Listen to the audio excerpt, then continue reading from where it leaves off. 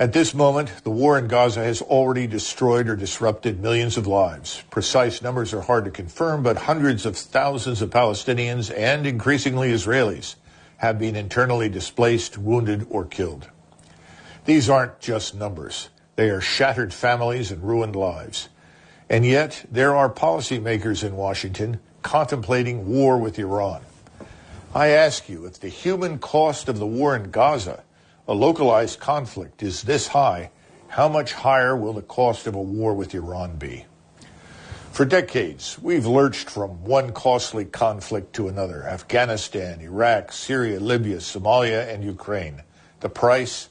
Tens of trillions and tens of thousands of American lives. But who pays this price? Not the policymakers or defense contractors who profit from these wars.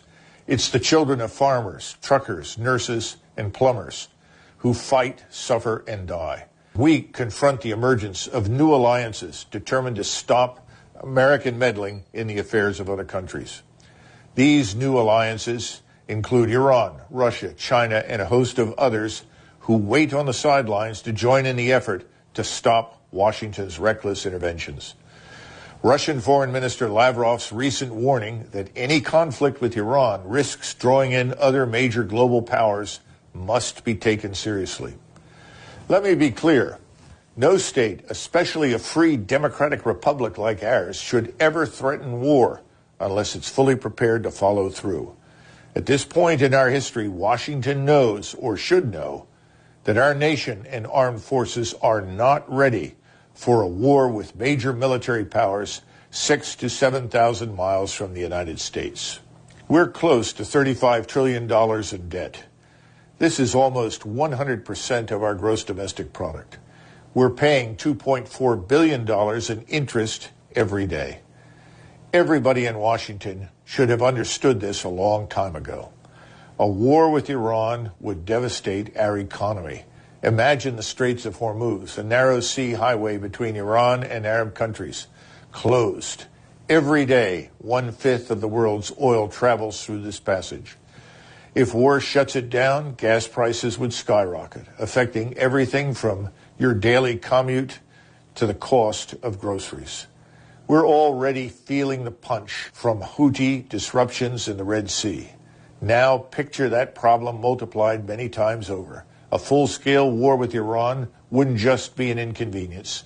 It would trigger an economic crisis that would hit every American family hard, potentially leading to job losses, fortunes wiped out, and a deep recession. And let's not forget, at the outset of every conflict, those advocating for war are always convinced it will be short and decisive. History shows that they are nearly always wrong. We've seen this before in Afghanistan, Iraq, and Ukraine.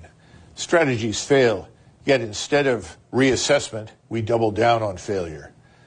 The same think tanks, pundits, and contractors push for more conflict, more spending, more sacrifice from others. This isn't just a failure of strategy, it's a failure of accountability. We must remember that the first priority in national military strategy is the security and preservation of the nation itself. Any action that could put the survival of our state at risk must be avoided at all costs. A war with Iran, with its potential to escalate into a global conflict, poses just such a risk.